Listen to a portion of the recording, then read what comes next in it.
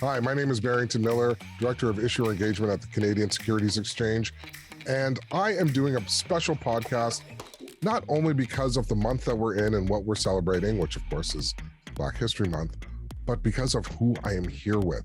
I get to talk to two people that identify as BIPOC, two women who are strong and independent, and it's just wonderful. But you're used to hearing me talk. I'm going to let them introduce themselves. Go ahead.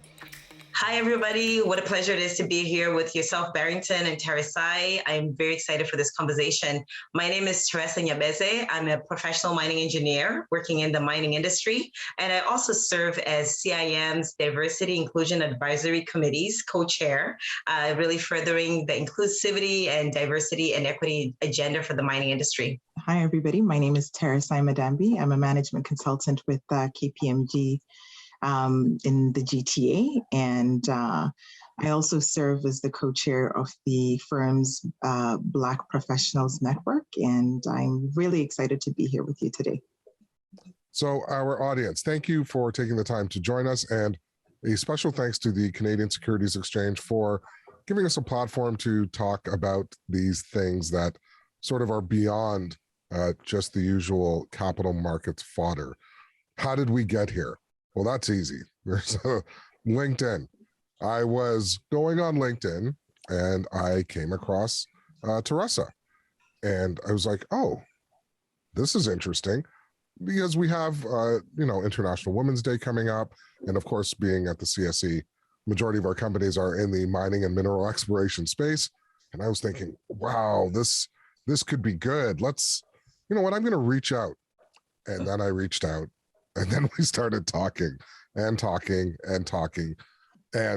lo and behold, this snowballed. And I went, you know what? I'm not waiting until International Women's Day. I'm not waiting until PDAC. I want to make sure to talk to her and members of her network, her friends, her group, and her peers about some of the things that, we don't normally get a chance to talk about. So that's how we arrived here. And of course, this is when I met Tarisai, and we had a discussion. We've had a prior discussion just about things and about being Black and being Black on Bay Street and in Canada and in capital markets. And I'm, admit that I'm I'm a male, and there's certain things that I cannot identify with or understand fully, and I'm here to learn. So let's talk a little bit about the journey, and I'm going to start with Theresa about how you got here. And yeah, I'll turn it over to you. Oh, right on. I often laugh when I'm asked this question, because I often want to say how far back do you want to go? But I do think it's important to lend a little bit of context to the group that I am an immigrant. I had the opportunity to immigrate to Canada at a young age. I was 12 years old, and my father applied for a job in Canada, of all places. And lo and behold, it was to a small mining town, which is now not such a small mining town. Sudbury is really booming right now. But we found ourselves in Sudbury from Harare, Zimbabwe. And that's how I really ended up in the Sudbury area. After, pursuing education in high school in the Sudbury area, I was well poised to do a STEM career. I was really good at maths and sciences, and without really with clear direction or mentorship, I ended up in university thinking that medicine was my only option because of my skills in math, biology, and whatnot. I always kid about first year biology was very demonstrative of the fact that I am not intended to be anything that is close to the human body. And being very young, I ended up just bumping into mining engineering at Laurentian University in Sudbury, because it was a degree that had nothing to do with the biology part. Keynote, but no love for biology here.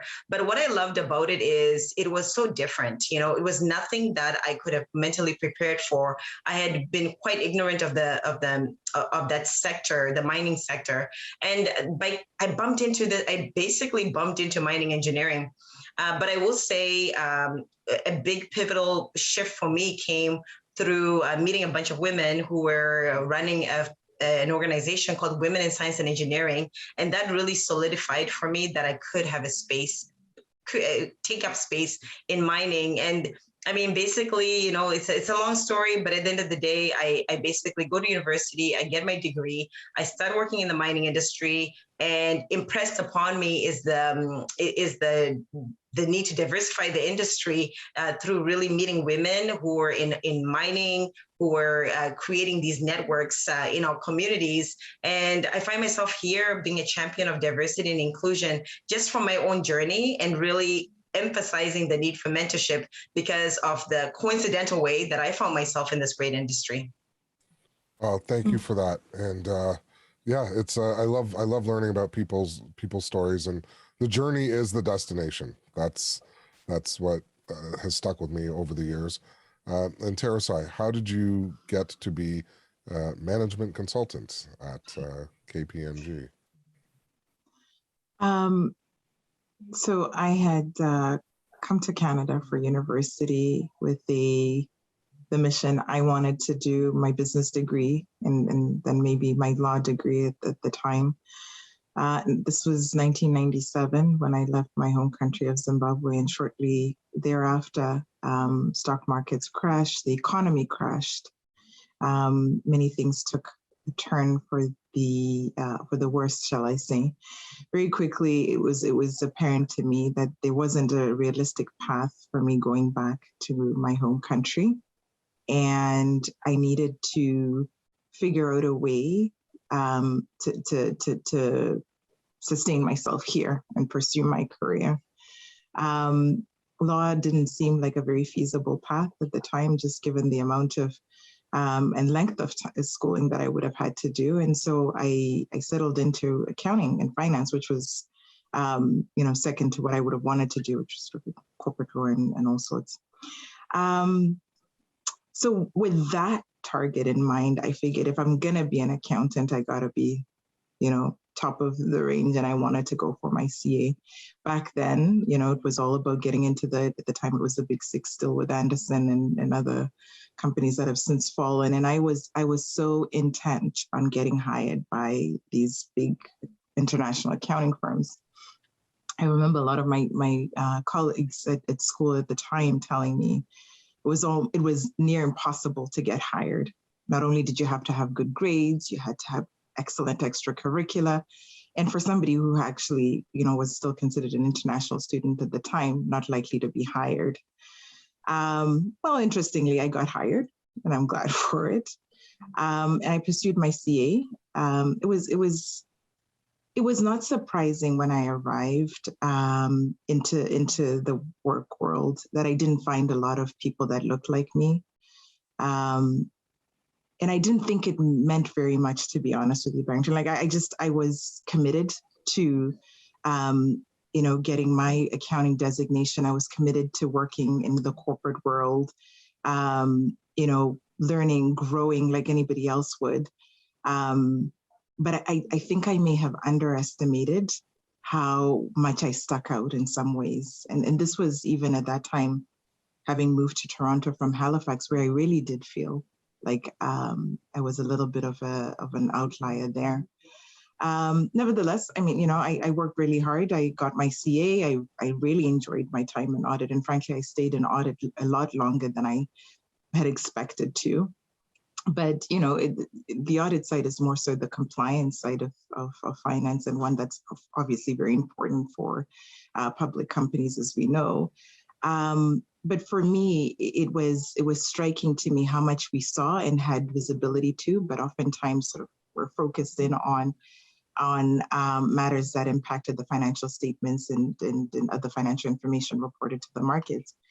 It was always like, you would see, potential opportunities for operational efficiency, but we never really focused in on that. And so that's where, for me, I sort of pivoted and I went into the management consulting side, where I felt like I could really make an impact and bring real meaning to my work, where you could help organizations, align to their strategies and just become better at what they do. So that's where I put my focus right now. And I'm squarely focused on elevating the role of finance within the organization and positioning them as a strategic business partner. Thank you. Thank you for that. Now, both of you are in industries that are typically dominated by males, typically dominated by white males. I guess, and you know, I work at a stock exchange, and we have close to 700 companies. And again, when you're talking about looking for people that are like you, out of those 700, I think we have one Black CEO, and it just bothers me, and I know it's not right. And how, I guess, being in those hyper male industries, do you feel that you yourself have to change? Do you have to put on, I guess, a different personality, a different persona, either to navigate within that organization? Not necessarily, I don't even want to say organization, within that sector, the sectors that you work in. Do you find that over time, those personalities, that persona that if you do put one on, is becoming less and less? And are you feeling more comfortable, or is the industry changing? And I don't have the answers, but perhaps both of you can speak to it. Yeah, that's a really good question. And it's actually something that we speak a lot about in my networking groups with other women about, showing up as your full self, and the difference between your perception of what you're expecting people for you to morph into versus what is reality. I've certainly spoken to women over the years who have felt that they needed to pivot who they really are in the workplace in order to feel a sense of fitting in. But at the same time, I've also noticed with the way the world has gone in the last couple of years, where we're really learning about the importance of inclusivity, the importance of diversity, the business tangible benefits of having diverse teams, I'm really seeing a lot of our conversations pivoting from, I have to change who I am to show up, in workplace, in community groups, you name it, to a level of acceptance that I hadn't seen early on in my career. So, if the question is, am I seeing a more inclusive world where belonging is emphasized? I'm going to say yes. And I'm especially excited to be in the mining industry right now. I was reflecting on LinkedIn, just looking at different companies and how they've been promoting and talking about Black History Month. I don't think I have seen companies in Canada talk about Black History Month the way I've seen it in 2022. It's absolutely been remarkable. What that tells me is that more people are more likely feeling seen and heard within their workplaces. So as far as, coming to work and being yourself and feeling, and whether or not you're, a member of the Black community or not, I certainly think that these are signs and symbols for different demographics to say that, your difference is probably something that the company is willing to celebrate, or the community is willing to celebrate. So I would really challenge really strongly challenge the notion that in 2022, for the people who have felt historically that they had to come as somebody different, I would say that the winds are changing, and this is the opportunity to, pivot and look for a chance to show up as yourself, at least test the waters. I know that it's not always going to be every environment where you showing up as yourself is embraced, but I'm really seeing a positive shift in the mining industry towards creating those spaces and environments where, that code switching, I believe this signals that you can show up as yourself, and it is being encouraged. Tarisai, what about you? So I think your question was, or at least your comment up front was, we're working in industries and in sectors that are male dominated. And I maybe want to slightly correct that narrative, right? So for me anyway, and especially when I think about the function that I serve, which is finance in general, at an entry level, you would actually perhaps even be surprised to know that women are slightly heavier represented than men. I think it's at the ranks, the different ranks, when you start to see the difference there. Like, and even when I think back when I started off at the firm, it was probably 55 to 45% women than men, which is not surprising, right? Like, you look at the statistics of university graduates, it is just, it's starting to lean towards women. The real question is, after, let's call it 4 to 5 years of experience, what happens? There's a bit of a drop off that starts to happen there, right? And we see it as women start to get into ranks of manager level, senior manager level. That's when you start to see the drop off. Certainly on the management consulting side, there has been a trend, or at least historically, it has been dominated by men. But the trend right now is we're getting more and more women and broader representation in general. On the consulting side. Yet again, I think the story is behind where you see that representation. So we're not seeing enough of it, certainly, at higher ranks. We're not seeing enough of it, senior management, executive levels, board levels, corporate directorships is where, unfortunately, we see the drop-off for women.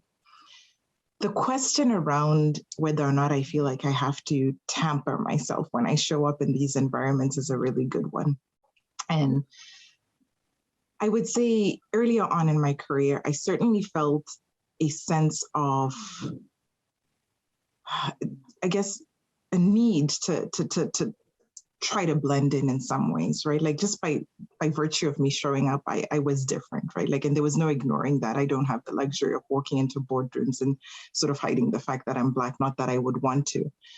But there is a certain way and a certain, dialogue that happens between your colleagues and your peers that you often feel like you're on the outside. I'm there, but I'm not really there. I don't fully understand some of what they're talking about. And it would often surprise me sometimes, showing up to the office after the weekend, and folks are talking about weekend activities at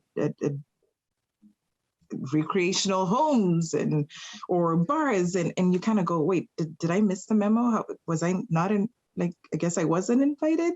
And so, it sort of left you thinking, well, how come I wasn't invited? But I think culturally, some of my colleagues were exposed to a certain life that I just didn't have. I didn't understand it either. And in some aspects, I think it's fair to say I may not have put myself out there as much as I should have, right?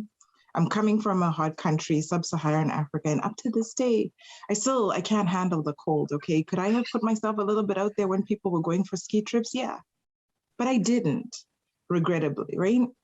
And so, some part of the feeling of being on the outside is not just about other people. Some part of that was about myself. I wasn't yet ready to put myself out there. In fact, in many ways, I turned inwards as opposed to outwards. And anybody who knows me knows that I'm quite the extrovert. But I remember early on in my career, I can see how certain people could have interacted with me and walked away with a very different impression. Mm-hmm. Interestingly, now 20 years into my career, 20 plus years, depending on where I am, I can sometimes take very different personalities. I'm often the only Black person in the room, quite often the only woman in the room sometimes. Sometimes even the only working parent in the room. And this is particularly important as we think about, the last 2 years that we worked through, right? I think when we're thrown into the pandemic, it was like, oh, we're just changing locations, we're just working from home. Well, actually, no. Some of my male counterparts had, their partners were home already, even pre-pandemic, taking care of children. here I was, a working parent. And, expectations from a work perspective didn't change.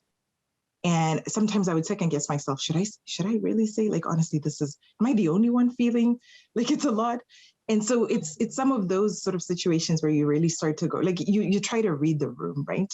And you go, which way do I show up today?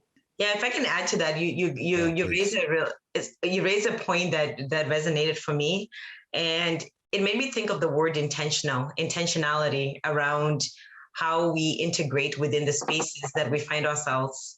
And I was reflecting on something that I like to tell people that I interact with all the time, that, in order to meet and understand people from a different culture, there's a level of intentionality that we all need to exercise.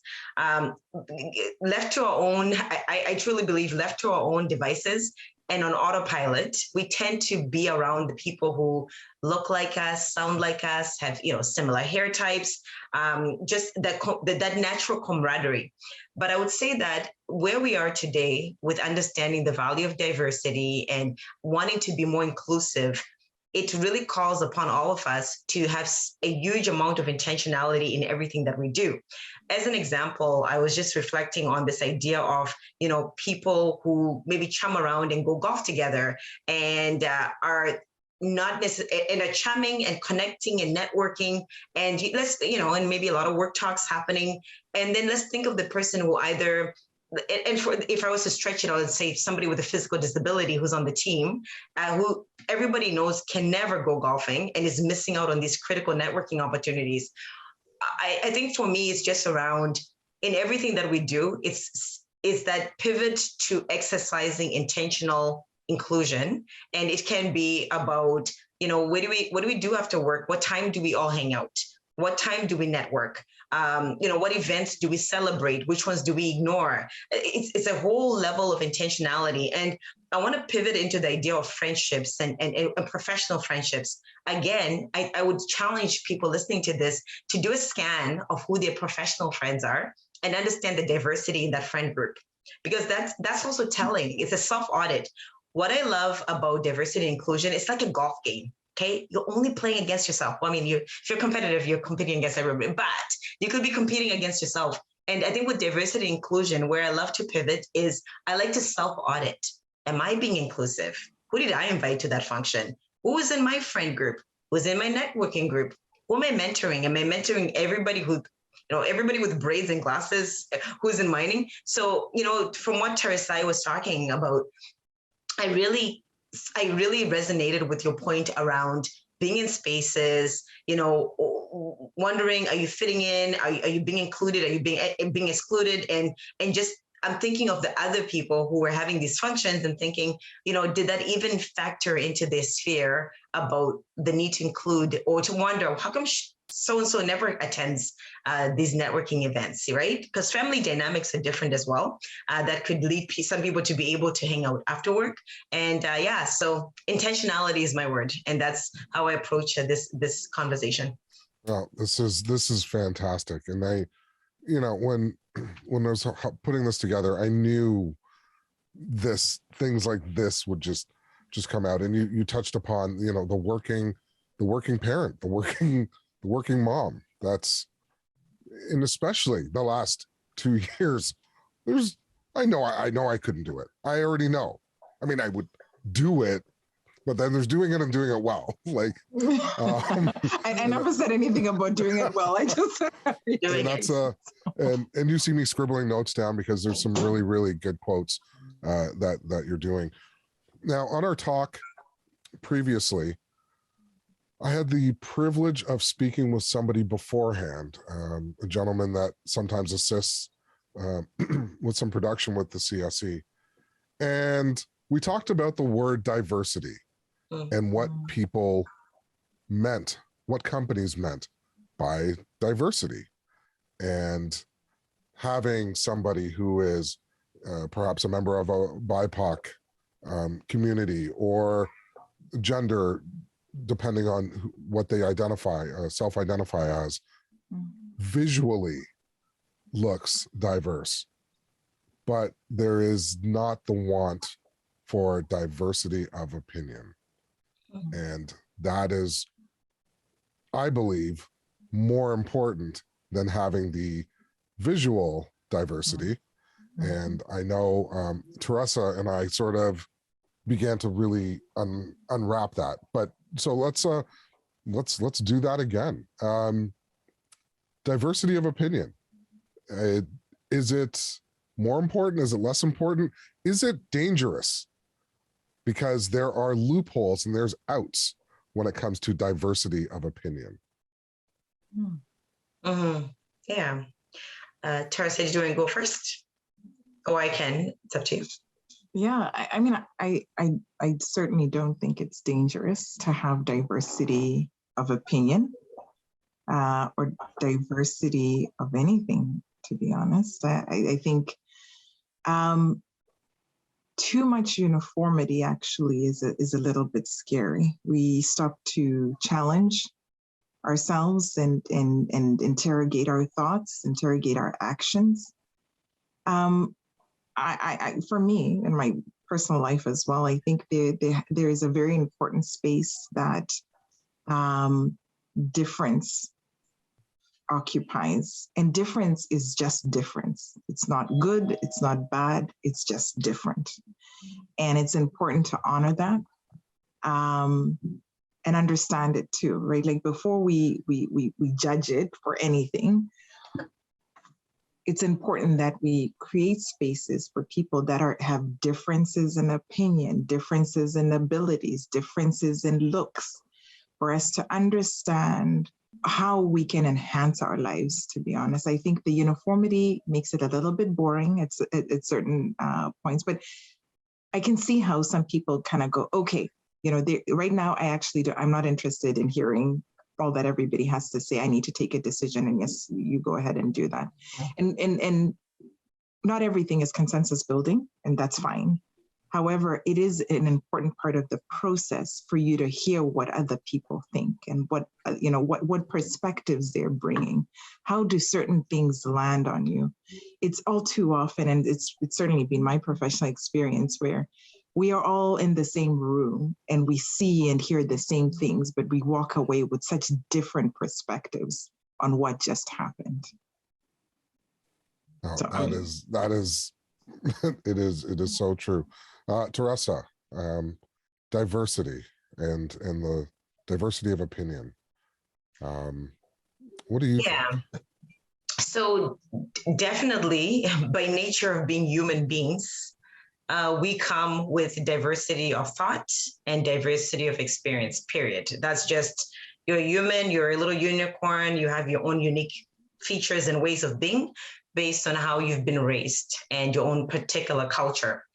But the reality is that if you start looking even at countries, different countries and their customs, you learn that, I was taking a master's course in organizational behavior, and they were talking about how different countries have different rules of engagement, even with hierarchy. Some countries have a super power distance, right? Like if your supervisor says something, that is the gospel, and you thou shalt do it. Some countries have culture where it's like, if I tell you something and I'm leading you and you don't agree, I fully expect you to challenge me. Therefore, our business can thrive because I hired you for the very fact that you have knowledge and skills to challenge me, and we can have a debate and we can arrive at the best decision for whatever business decision we're trying to take. So when I think of the idea of diversity of thought, I think inherently everybody comes with a diversity of thought to the table, but you can have clusters of behaviors based on upbringing. For example, if you take 20 people from Zimbabwe, born and raised in the same community, there's a good chance that there's certain idioms and ways of us doing things that have been manufactured by what we grew up around. Same thing with different countries. I could pick any country in the world, and there's going to be a little nuances to how we look at hierarchy, how we look at different things. Having said that, I think that when we think about diversity, are we talking about demographic diversity, or are we talking about neurodiversity? What are we really talking about when we're talking about diversity? I think it's one of those situations where the first thing that came to my mind as I was growing up and thinking diversity was really gender diversity, because that's the one that's obvious. You walk in a room, and if I don't see gender diversity, I question, okay, so what's the diversity? What is the diversity of thought in this room? Because there's an indication in my brain that if I have all of the same gender, there's a good likelihood that culturally speaking, gender-wise, there might be some gender type behavior or thinking that could be clustering in that environment. This is not to say every single person who identifies as female or who identifies as male think alike. Okay, so when we diversify a team just by gender, it's not enough. It's not enough. So then we have to ask ourselves, what are the other ways we can really add value? You know, it's reminding me of a gumbo pot. We're cooking here. We're cooking up some diversity. We've got the shrimp. We've got the steak. We've got all this diversity that we're trying to pull together. So for me, thought is just one little tiny dimension of diversity. Very important, but we cannot negate the other diversities that companies and businesses have the ability to tap into. I think of diversity based on your racial background. I love the diversity that comes from teams. You know, I love when in my own network of people, I have friends who, you know, don't have children, some who don't intend on having children, some who are, you know, near retirement, some who are early career, mid-career. And those are the kind of diversities we're talking about. But truly, if we think about, you know, racial diversity and, you know, diversity when it comes to people with disabilities, when it comes to sexuality, I think that these are very important diversity levers that we can't ignore in the equation. What I would worry about, Barrington, is hearing that somebody believes that they've achieved the full benefits of diversity by having, you know, uniform-looking people and saying, well, the diversity of thought is quite diverse in this room. So I would say to people, for me, when I think of diversity, I think of the big ones that we as a society look at. Gender is usually a big lever of diversity, you know, sexuality, also, you know, people with disabilities, people without disabilities. We want that big gumbo pot cooking with different, to really get that rich flavor that we can harness with the diversity that comes with difference. Now, we, based on where we are, and I'm talking more about where we work, diversity now means a little bit of this. Diversity has that attached to it. And I know I'm sounding capital markets-ish. I'm sounding pessimistic. I'm not altruistic, but we can't ignore it, that there is a segment of the population, 25 to 35 years old, represent 40% of the investing dollars that are around. And those people are more aware of what they're eating, plant-based, plant protein, meatless alternatives, and all of that. How you're treating the earth, how you're treating one another, all of those things. And companies, traditional companies that have been around a lot longer than the 25 to 35-year-olds who represent 40% of the investing dollar, know this. And the purpose is to stay in business.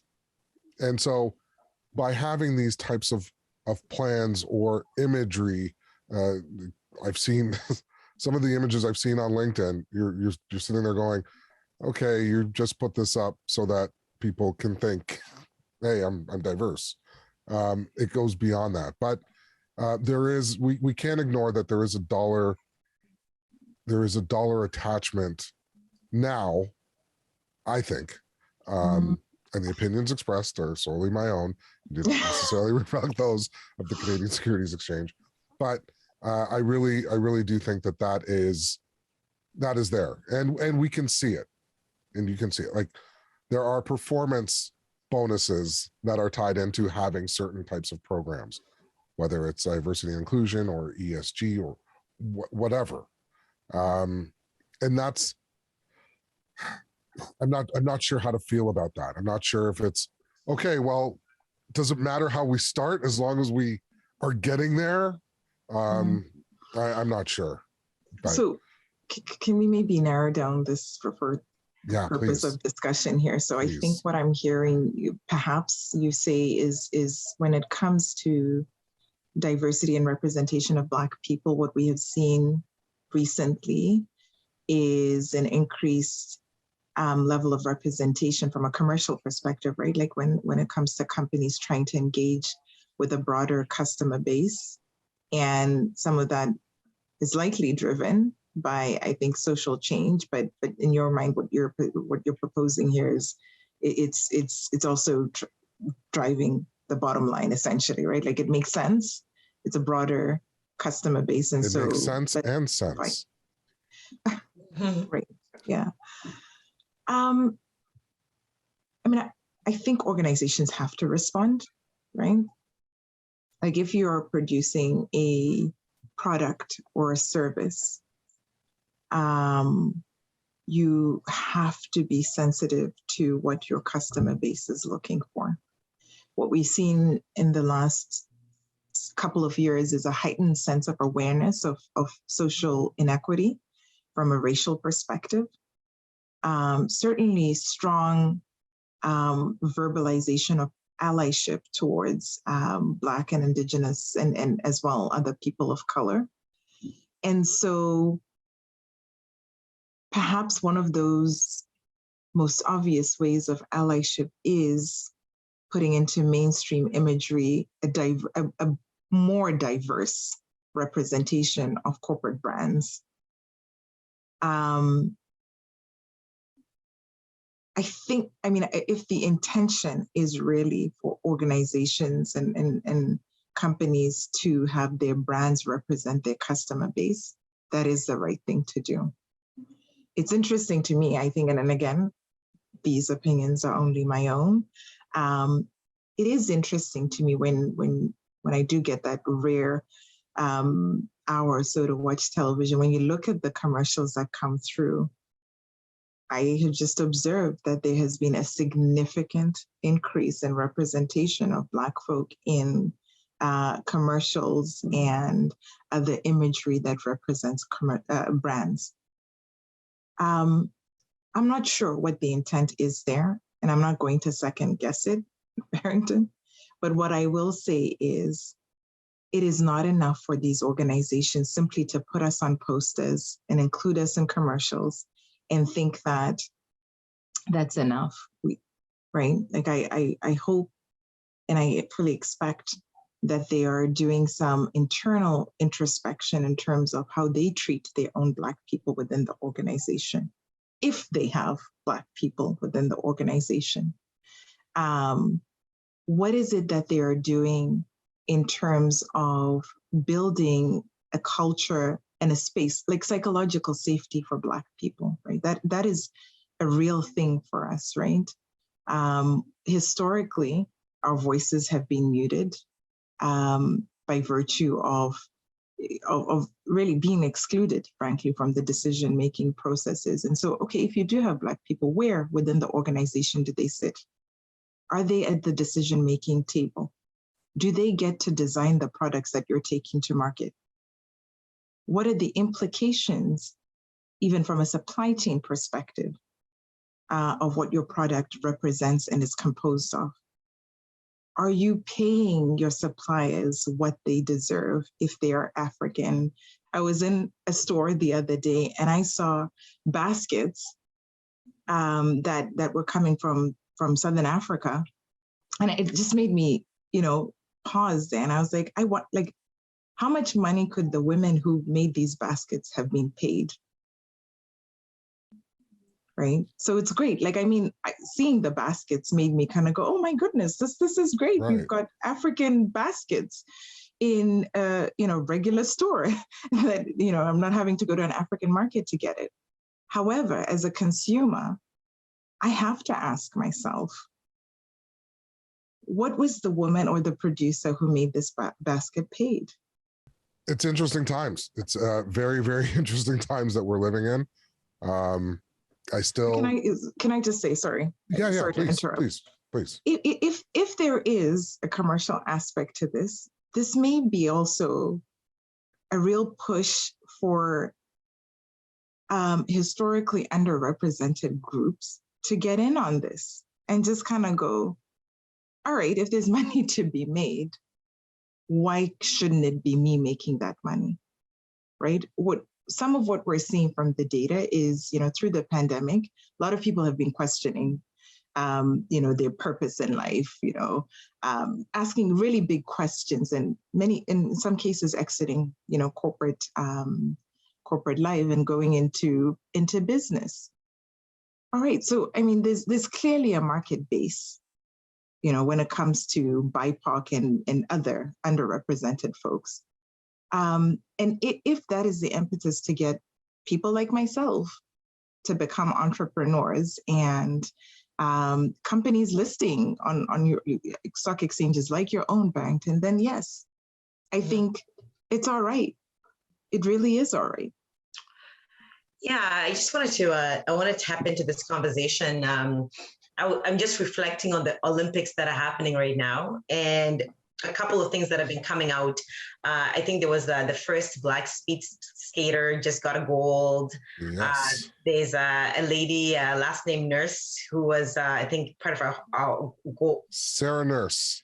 Sarah Nurse, yes. So I stayed up and watched the game. Go Canada. Go Canada. So she won a gold medal, right? So here's the thing, okay?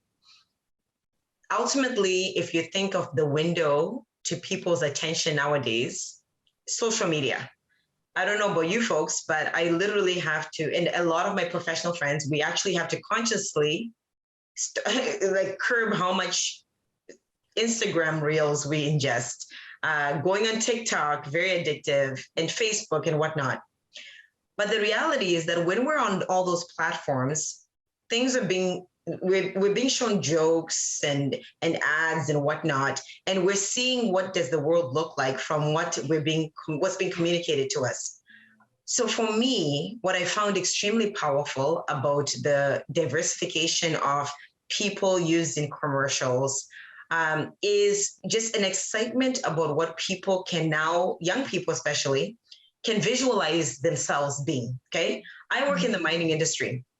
The reality is there aren't so many Black women who work in the mining industry, but I do know for a fact it's increasing.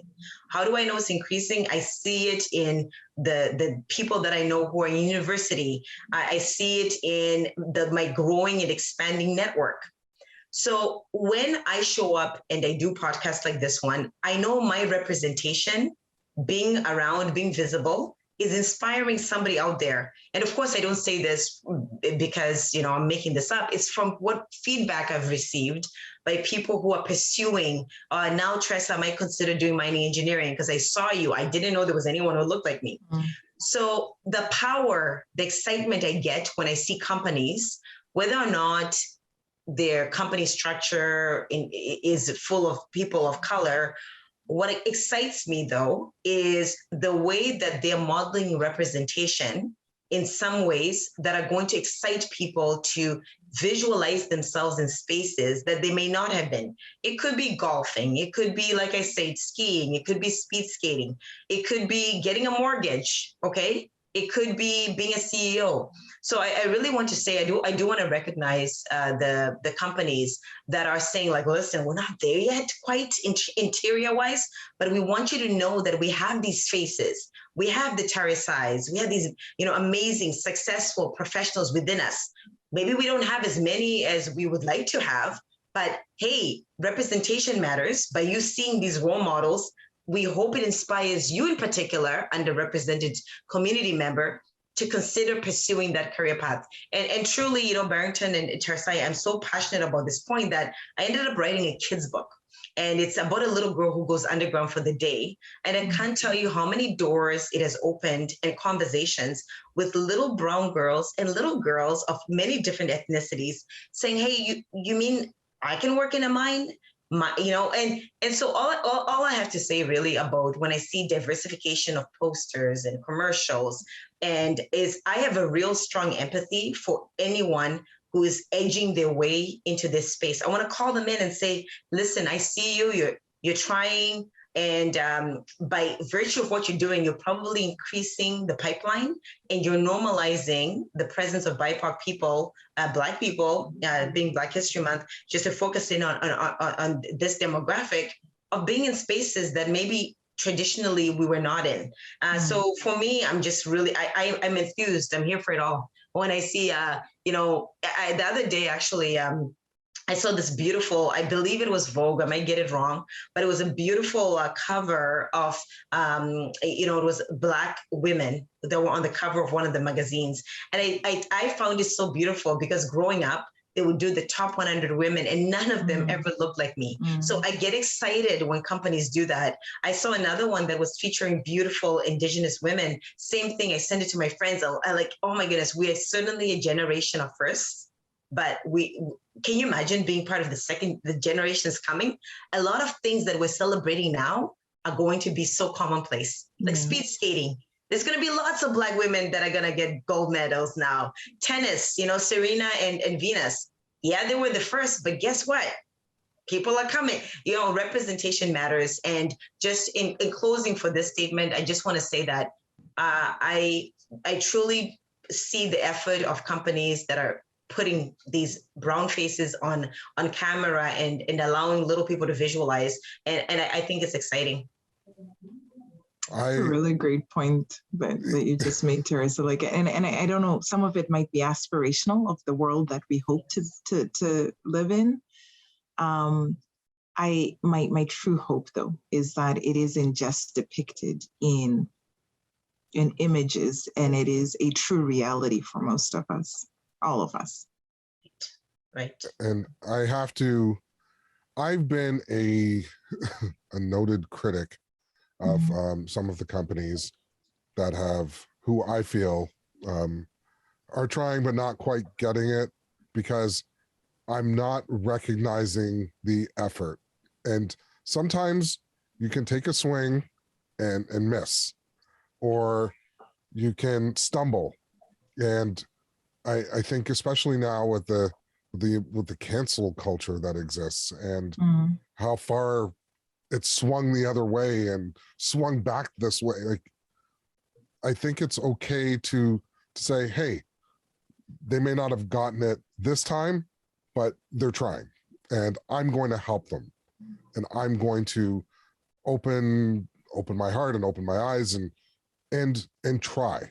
And I think doing all of those things, and I need to do a better job at that, instead of, oh, they didn't get it on the first try. And yeah, that's on me. That's on me. And I can fully recognize that.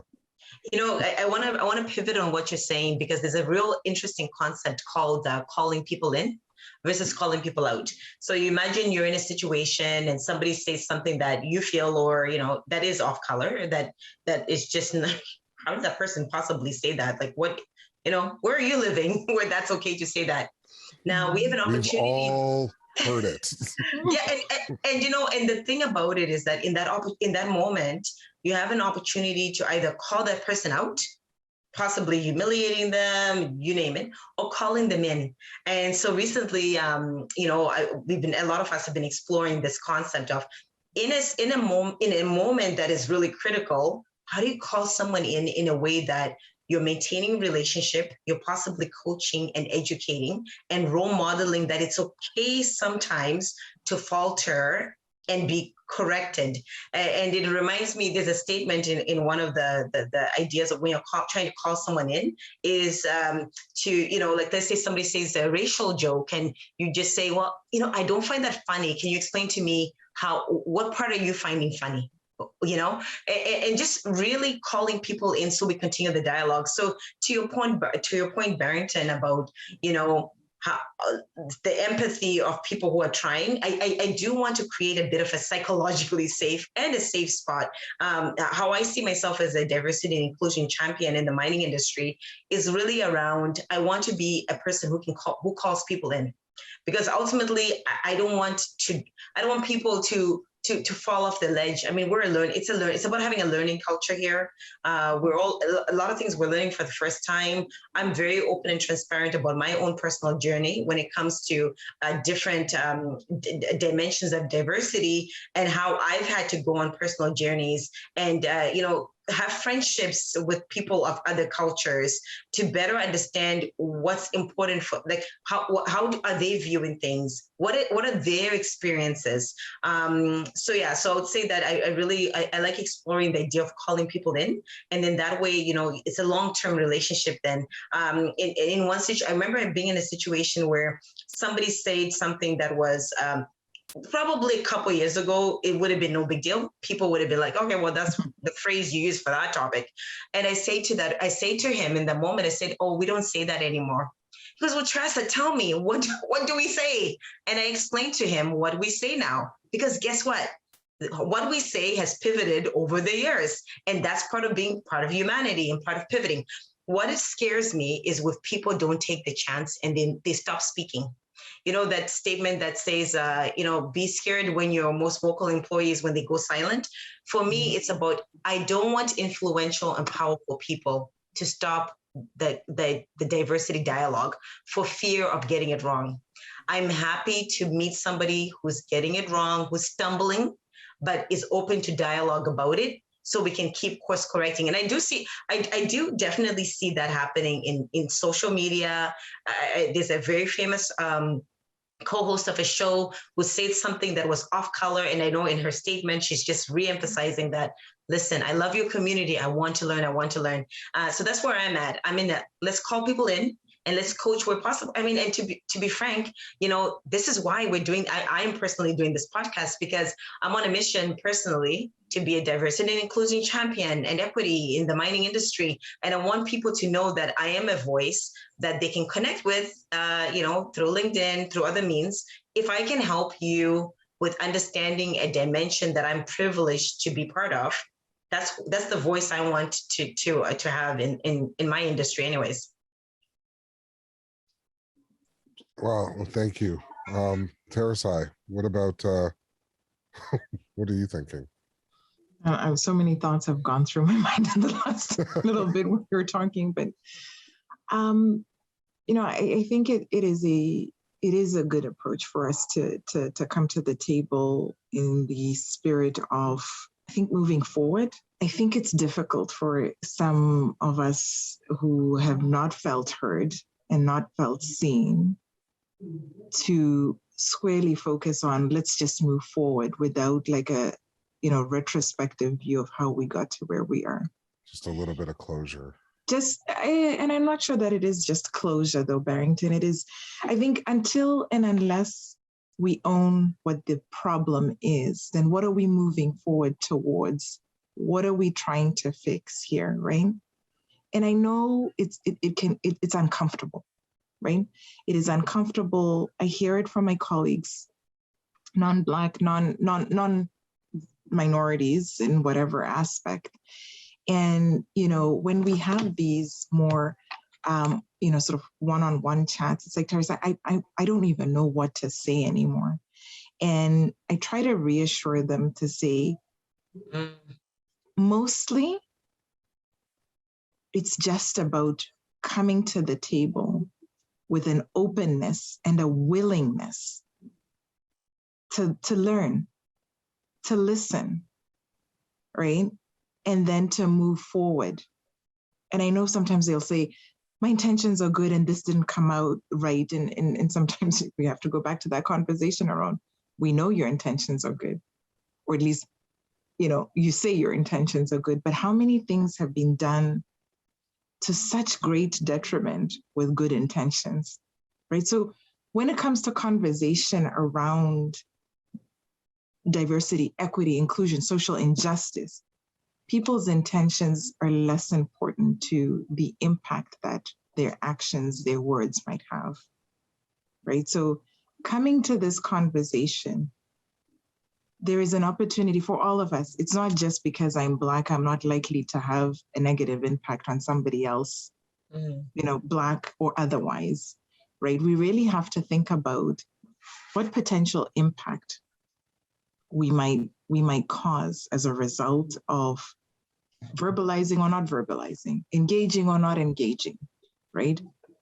But before you come to that conversation or say anything, right? And I know at the beginning, everybody was perhaps even feeling the pressure to say something and be seen to be saying something. I think that's less important than the internal dialogue that has to happen. Just for you to examine, why do I feel I need to say something, right? And I can say a lot of my good friends were non-Black. In fact, one of my best friends is white male guy. And, he says, I sometimes feel like I'm under attack as a white male. And it's not about, when Black people talk about the experiences, and I'm sure other folks talk about the experiences, it's not to say you wronged me, right? It doesn't, I hope we're past the point where it's just always about other people's comfort. Because to be honest with you, as a Black woman, I do feel like my personal comfort hasn't been taken into account in many conversations to this point, right? But Right. It is important for us to have the conversation around how this experience has been for me.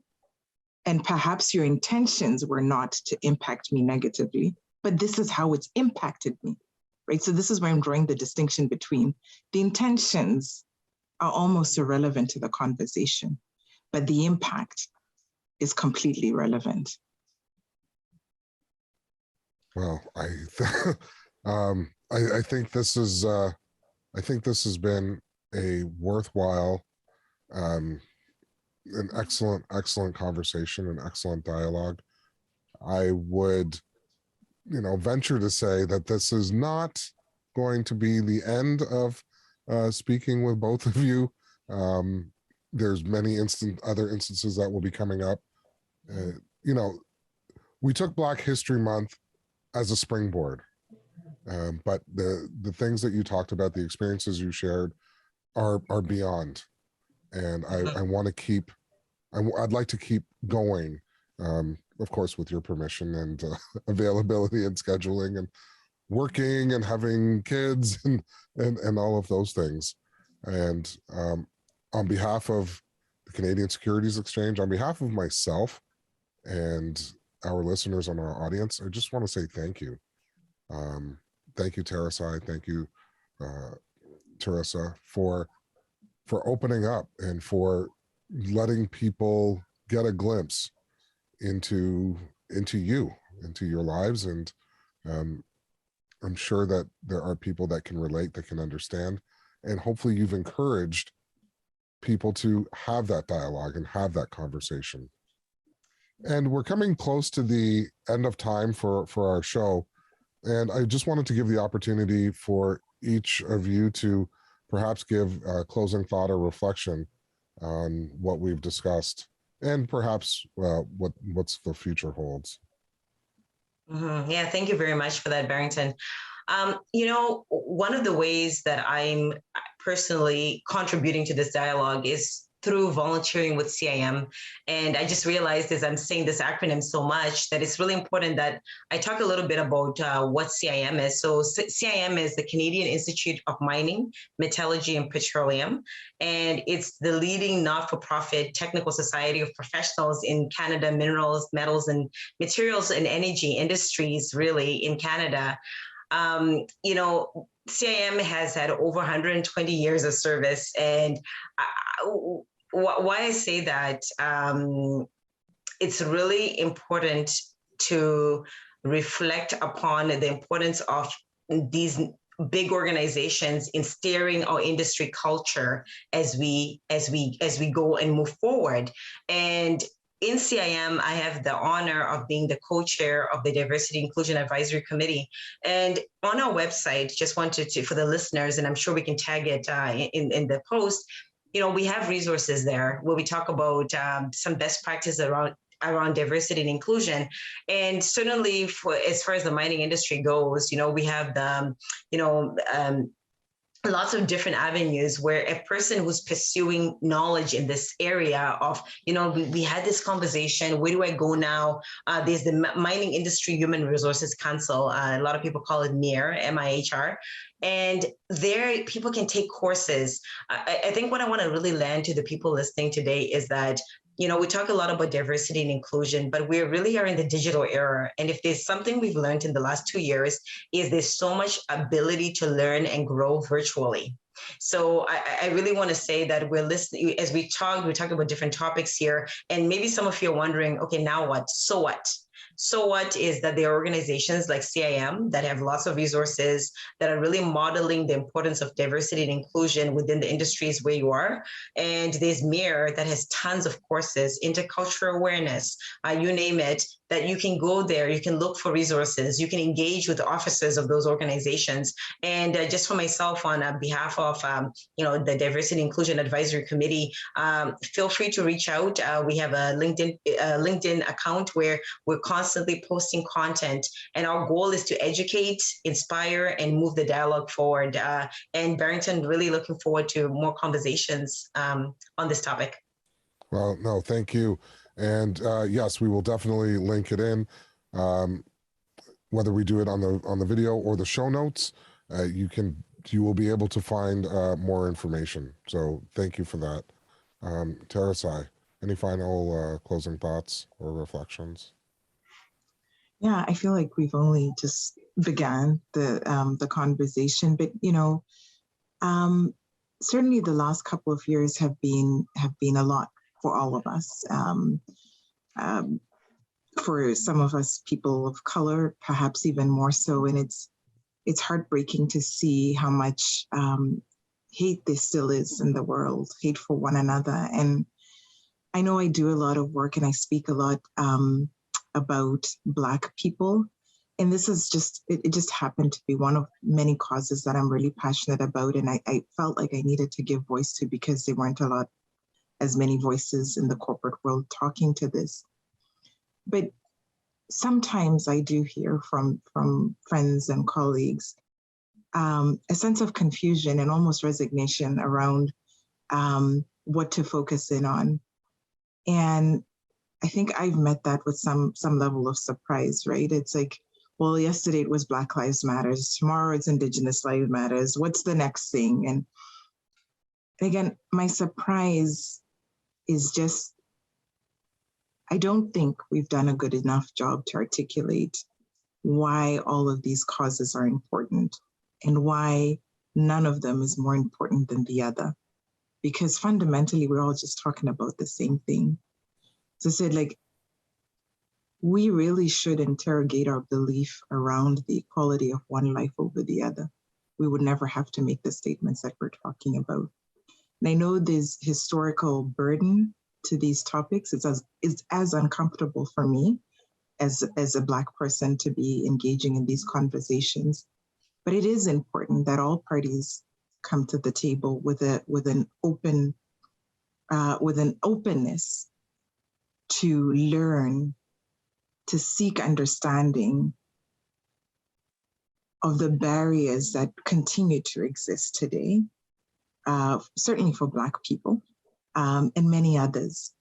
Fundamentally, if we believe in as a core value in equality, I think there is a way for us to be having these conversations separately but together, and moving forward in a manner that's more inclusive to all. So. Well, thank you, both of you. Very, very well said. I will make sure to do our part with the organization that I work with, and the people that I talk to, and my networks and friends and family, because it extends beyond just, of course, our work lives. And yeah, thank you both so much. And to our audience, thank you once again. You can find this on our YouTube channel, CSE TV, as well as www.thecse.com. This has been a special episode during Black History Month. I've been your host, Barrington Miller, Director of Issuer Engagement at the CSE.